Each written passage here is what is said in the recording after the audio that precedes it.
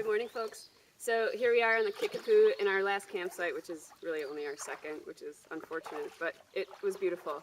So we're really close to Lafarge now, maybe 3 miles out, and we wanted to talk about boats before we get to the end. So we've got 3 kayaks and a paddleboard, 4 people. So 2 hard-shelled kayaks, 1 inflatable, which actually works pretty well, but you got to know about your weight capacities of these things, especially when you are camping and loading them up. Because if your paddler and your gear is more than what your boat can hold, it's going to be really unstable and you're really likely to tip over, and that's just a really sad situation altogether. But as you notice, if you do tip, we've got dry bags. So everything's in a dry bag. We've got camp chairs, not in a dry bag, that's okay, it'll dry. Paddles, we have PFDs on board. Most of them are lashed to our boats. So they're accessible, we have to have them, but this is a pretty lazy river, so most of the time we're not wearing them, but you should if you feel uncomfortable. This is an inflatable. It doesn't, maybe capacity is 300, 350, so you can't load it up too much, and maybe put your smallest paddler in it. But you can store things, so behind the seat, I've got a dry bag, some water bottles. Up front, I've got a dry bag. On top, I've got a dry bag and a camp chair.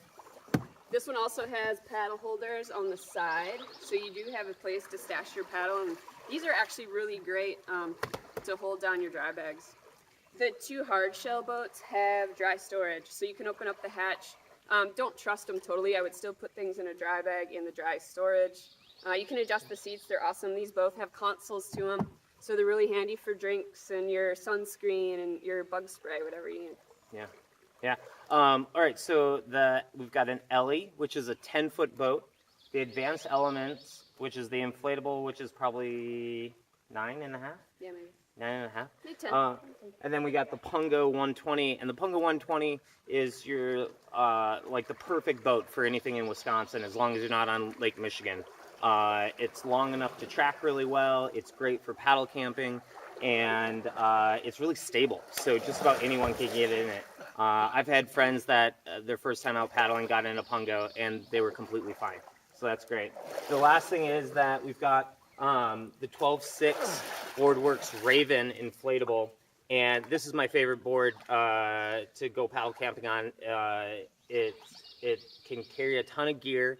I've taken it out for weeks at a time, and it's easy to pack up. So when you're done with your trip, you can throw it in the back of a car, or you can, well, we'll show you how we have to pack everything after this video, because we've got to fit all 4 of these crafts and 2 bikes all in 1 car, and we'll show you how to do that. So that's about it. Don't forget the cooler. The paddleboard works great for the cooler. Otherwise, you probably should have a canoe. Great. If you're gonna have a cooler. Yeah. Yeah. The paddleboard is just like a big barge. Yeah. So awesome. It's great. All right. Thanks, guys. Stay tuned for some more videos. We're going to talk to you about paddles next. Peace out. It's a big earth.